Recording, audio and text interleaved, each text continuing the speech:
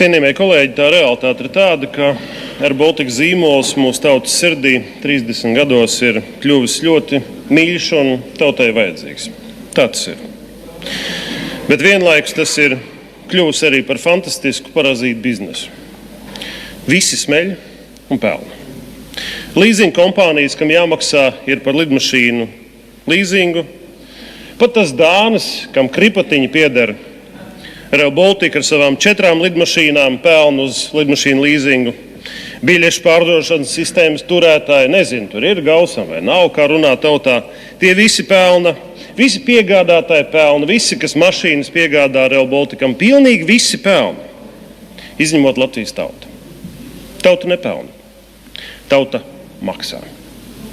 Par biļetēm un otrais no savu ģimenes budžeta par visiem kompānijas zaudējumiem un parādiem. Tauta maksā.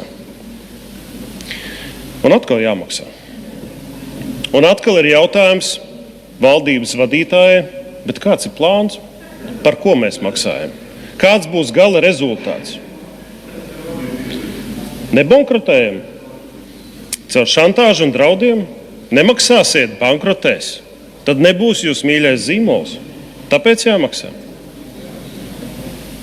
Nebankrotējam cik ilgi? Un vai aizdevumu atdos? Un vai premjeri var atnākt šeit un uzņemties personīgu atbildību, nekandidēt nākamajās Saeimas vēlēšanās, ja šo aizdevumu neatdos? Laikam nevar. Premjeris saka, Air Baltica pieder Latvijas tautai. Jautājums, kas tieši pieder Latvijas tautai? Cik vērta ir kompānija, mūsu visiem mīļā kompānija Air Baltica? Kāda ir šīs kompānijas vērtība? Ja būtu šodien jāpārdod Air Baltica, kāda būtu cena, cik Latvijas valsts budžets nopelnītu, ja mēs pēkšņi pārdotu visu šo kompāniju? Atbilde varētu būt tāda, ka nevaram pat pārdot tā kā Pareksu nopirkām par 1 eiro, vai ne? Taisnība? Būtu jāpiemaksā. Problēma šajā zālē un sabiedrībai pavisam cita. Ja līdz šim Saeima balsoja, un diezgan pārliecinoši, apvienotais saraksts arī bija spiests balsot pagājušais. Tad šobrīd tā situācija ir mazliet cita. Un tā problēma zālē ir tā, ka premjeras kundze, jūs esat zaudējusi tautas un arī lielas daļas Saeimas uzticību. Un nevis tāpēc, ka Air Baltica problēmas, objektīvas problēmas nonāk uz galda, smagi lēmumi, bet sākot ar sīkumiem. Sākot ar to, ka jūs sēžat pie Dombūra kunga un sakat, Dombūra kungs, bet es nelidoju privātām lidmašīnām. Bet tas izrādījās meli. Jūs lidojāt tieši tāpat kā Kariņa kungs.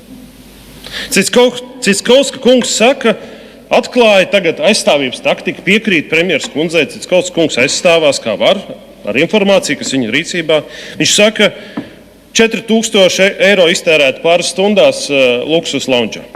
Nē, tā nebūtu problēma, Siliņas kundze. Problēma ir tā, ka jūs teicāt publiski, ka jūs esat gatavi viņu sūdzēt tiesā.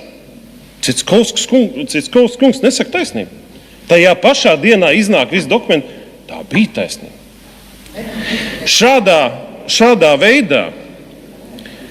Šādā veidā arī pie mums apvienotajā sarakstā atnāk pagājušajā reizē Air Baltica, satiksmes ministrs, jaunās vienotības pārstāvji.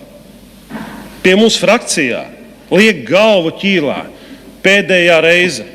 Mums ir biznesa plāns, mēs ejam uz IPO, tūlīt iesim biržā, mums ir investors, viss ir sarunāts, nesauksim vārdā, bet visi jau zina, ka runa par Lufthansa. Ticami. Mēs sakam, vai nebūs tā, ka jūs mūs piečakarēsiet? Runčuk, nemūžam. Diemžēl tas ir šis jaunais Siliņas kundze, jūsu zelta standarts. Un šī ir problēma, kāpēc šajā zālē pat tie, kas ir spiesti balsot, to darīs ļoti nelabprāt. Lūdzu, vēl 2 minūtes klāt. Lūdzu, apvienot debašu laiku. Un kā jūs teicāt pie Dombūra kunga, atbildot uz jautājumiem par Air Baltica un kā var ticēt šim te, kāpēc jāizdod nauda, Atbilde Siliņas kundzei bija, jo mums ir jātic, mums ir jāuztic. Latvijas tauta ļoti labi zina Rīgas kinostudijas mākslas filmu Ceplis. Cepļa stratēģija bija tieši tāda. Viņš teica, jo mums ir jātic, mums ir labi ķieģeļi. Bet Cepļa plāns bija skaidrs. Aizvilkt situāciju līdz tam, ka pats atbildību neuzņemas, ieliek leitnantu sauso, un tad var teikt, leitnants sausais, veiksmīgs leitnants nolaida pa burbuli plaukstošu uzņēmumu. 30 miljoni nerisina Air Baltica problēmas. Hormūžu šaurums un degvielas krīze ir kripatiņa, pīle šajā problēmu okeānā, kas ir saistīta ar Air Baltica. To pierāda arī diskusija, kas notiek Latvijā pie Domburkunga. Un tomēr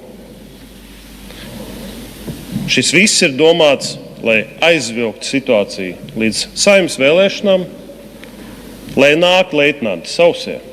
Un tad varēs kliegt, jūs redziet, kad mēs, tad viss bija kārtībā. Bet tas jaunais leitnants atnāca, nolaida pa burbuli plaukstošu